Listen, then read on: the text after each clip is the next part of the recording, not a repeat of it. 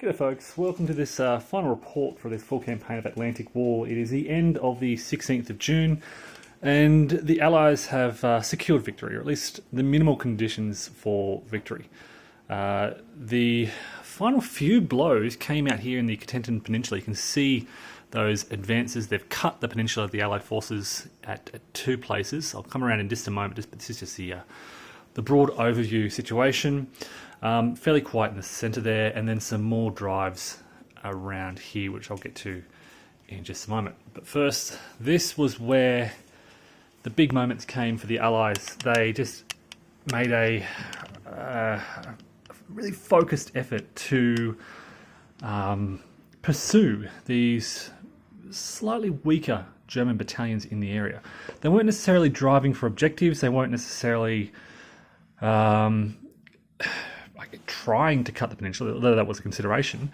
They were just focused on stretching those German lines out and eliminating these battalions. So throughout this area around here, once they got past the wooded area around the swamps, they looked for sort of the reduced battalions, and then they just targeted them. They would, even if they caused just one step loss, they're reduced to a company, they have to retreat. It forces the Germans to then pull back their lines, stretch their lines out even further. They'd target that company again. The next combat, it'd be eliminated, typically, which opens an even bigger gap. And they just sort of push this, effectively a bulge, out to the point where the Germans just did not have enough forces in this area to cover the gaps that the Allies were poking through. The net result is a huge gap over here, through which Allied reconnaissance units, reconnaissance battalions, I think, way down here. I'll show you if I can take the camera back. Here in Carteret and here in Briquebec, we're able to drive through along this primary road, and these guys can move super fast. They can reach Cherbourg in one turn.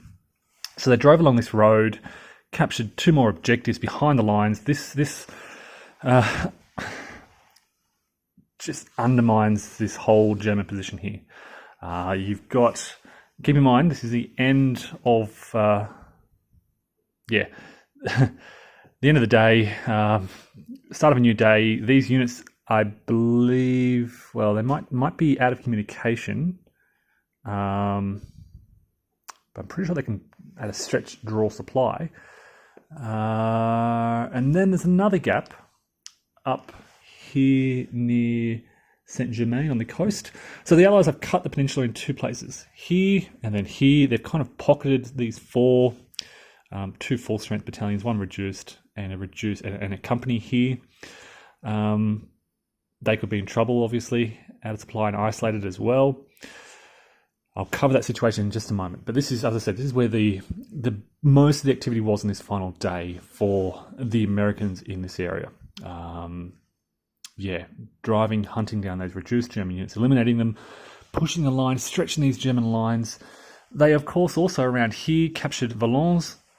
We made an effort to pull back, actually, from Cherbourg. This is proving very difficult, so I pulled some units back and around and launched a series of attacks on minimal German defenders. Strong battalions, but there was only two of them, or three maybe, in the city.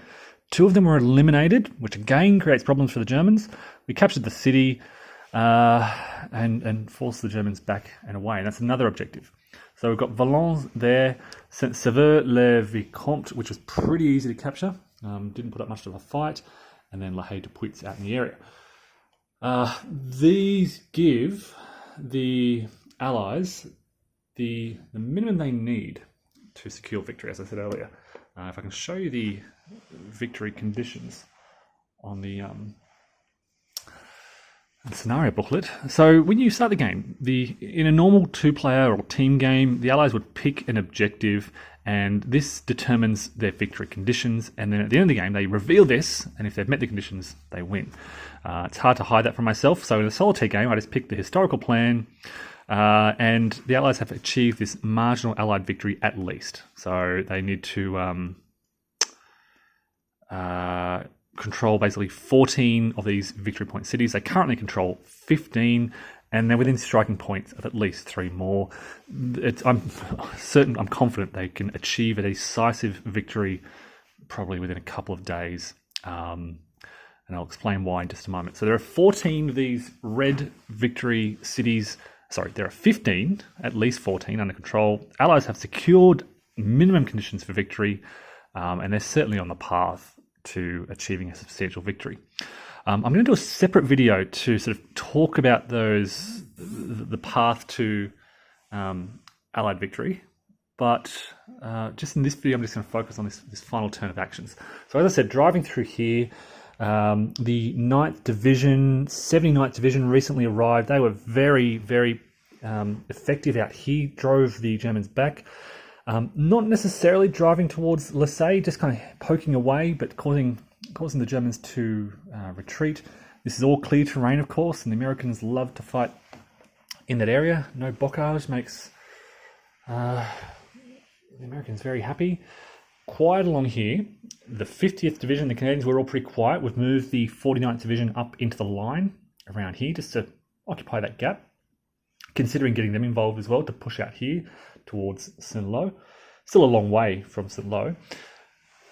Quite along here with the 50th, but then the 51st Division and the 3rd Infantry Division were active here. They've captured, of course, Eversey out here, and they are probably one, maybe two. They could throw one combat in at Villers-Bocage.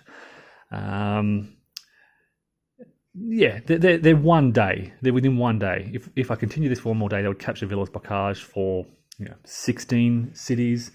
Plus, I didn't point out these two here. Plus, I'm confident they could also capture Marseille within maybe 1-2 combats. And the lines are a bit stretched here. So maybe Perrières within 1 or 2 days. And that would give them the conditions for a major victory, or the second tier. And then they just have to exit full-strength battalions off this map edge. So along this road, there's a lot of battalions already in this area. Look, you can see how densely packed they are. So a lot of these 6th Airborne and 3rd Infantry battalions could leave the map here. You could even draw some 50th and 51st Division troops off there. 50th Division also has an exit almost available here. They could start drawing all these troops. You can see the reinforcements. Just these guys are waiting here with nowhere to go. And then there's some more American arrivals. This is the 30th Division. And as the 79th push through here, I'm confident they'll open up this route to Coutances. So you could continue the campaign, but as I said, I'm going to stop here. This is the end of the full campaign for me. So here is I'm trying to hold this steady. Here's a broad overview of Allied progress. Obviously, sort of Caen captured out on the right there. Allies' 4th Division, Infantry Division on the outskirts of Cherbourg, been quite held up, but then cutting the peninsula on this turn, the 16th of June. Obviously, as I said, a clear Allied victory within a week and a half of commencing the invasion. How does this compare with historical progress? Well, let me just show you some historical maps. Okay, so here we have the historical Allied situation at the same time on the 16th of June 1944. Obviously, you've got the 6th Airborne out on the right, fighting across the Orne River. The British and Canadian forces fighting around Caen and Carpiquet Airfield.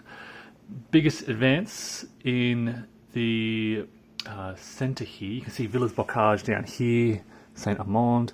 I've forgotten the name of that town, Caumont. So this is where the big, here's 50th Division here, but 1st US, 2nd US Division, 29th Division, and Caumont in the centre here. So in my playthrough, the line is roughly along here, and this area is occupied by the 51st, and then the 50th, and then the 51st, just on the east side of this river. There's Tilley-sur-Seyssel, which was captured pretty early for me. By this stage, historically, the Allies had captured Carentan, and I think it was on this day or the day before they'd captured Saint-Sauveur-le-Vicomte. So I mean, this drive across the peninsula, I was probably just a couple of days ahead of historical progress, but certainly the 4th Division advance along the coast here was earlier in my game than it was historically, and this was, again, exploiting that clear terrain along the coast all around here was very beneficial for me. So yeah, obviously ahead of historical schedule, and I'll talk more about that in a separate video where I'm going to talk about the victory conditions and how the game plays out, and then I'll do a separate review as well to talk about broader reflections on the game and how it plays. So there you go, folks. Just again recapping an Allied victory, at least a marginal victory, and almost certainly, if this were to continue, a substantial major victory, whatever you want to call it. This was the full campaign of Atlantic War, folks. I hope you've enjoyed the playthrough. Comments welcome. I'll have more thoughts on this, on sort of how the Allies won and what the game sort of feels like in separate review videos. But once again, thanks all for watching.